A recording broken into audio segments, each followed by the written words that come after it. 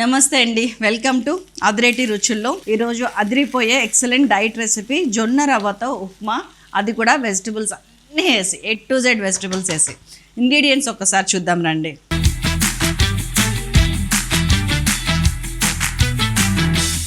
ఉప్పు, పచ్చిమిరపకాయలు, కరివేపాకు, కొత్తిమీర, ఉల్లిగడ్డ, అల్లం. అది కాకుండా మీ ఇంట్లో ఏ వెజిటబుల్స్ ఉంటే ఆ వెజిటబుల్స్ అన్నీ వేయండి. నేనైతే ఇక్కడ క్యారెట్ వేస్తున్నాను, బీన్స్ వేస్తున్నాను, క్యాప్సికమ్ వేస్తున్నాను, క్యాబేజ్ వేస్తున్నాను, స్ప్రింగ్ ఆనియన్స్, ఆవాలు, జీలకర్ర పోపుకి వేసుకుందాం. That's all. ముందు ఏం చేద్దామంటేనండి 2 parts కింద డివైడ్ చేద్దాం దీన్ని. ఫస్ట్ ఏమో జొన్న రవ్వ ఉడకపెట్టుకోవడం ఒక పని, ఆ తర్వాత ఏమో పోపు వేసుకొని దాంట్లోకి రవ్వను కలిపేస్తాం ఇంకొక పని. సో దానికోసం నేను ఇదిగోండి జొన్న రవ్వ చూసారా, దాదాపు 3-4 hours నుంచి నానుతుందండి. సో ఇంత బాగా నానిన జొన్న రవ్వకి 1:2.5 రేషియోలో వాటర్ పోయండి. 2 కంటే కొంచెం ఎక్కువ పోసాను నేను.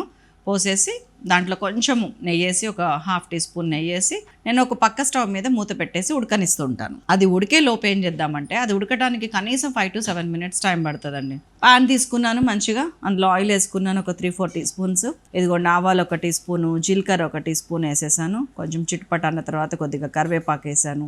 ఆ తర్వాత ఒక చిన్న ఆనియన్ ఇలా సన్నగా కట్ చేసినవి అన్నీ అండి వేసుకున్నాను. స్ప్రింగ్ ఆనియన్స్ ఉంటే వేయండి, లేకపోతే లేదు. అదొక 2 tablespoons వేసాను స్ప్రింగ్ ఆనియన్స్. మంచిగా ఫ్రై అవుతుంటే ఇదిగోండి క్యారెట్స్ ఒక 2 tablespoons, అంటే పావు క్యారెట్ అండి, ఇది పెద్ద క్యారెట్లో పావు వంతు. పచ్చిమిర్చి ఒక 5-6 ఇట్లా సన్నగా తరిగిన వేసేసాను. అల్లం తురుము కూడా 2 teaspoons వేసాను చూడండి, అది చేశాను. అండ్ దెన్ బీన్స్ కూడా సేమ్ ఒక 4-5 బీన్స్ ఒక 2 tablespoons తురుము అయ్యేటట్టు ఇట్లాగా సన్నగా తరిగిన వేసేయండి. క్యాప్సికమ్ కూడా సేమ్, క్యాబేజ్ కూడా అంతే 2 tablespoons. అన్నీ మంచిగా ఫ్రై చేసుకున్నాను. ఫ్రై చేసుకొని మూత పెడితే ఒక 2-3 నిమిషాల తర్వాత నాకు ఈ టైము ఆ జొన్న రవ్వ టైము మ్యాచ్ అయినాయి అనమాట. జొన్న రవ్వని మధ్య మధ్యలో తిప్పండి, లేకపోతే ఉండలు కడుతుంది.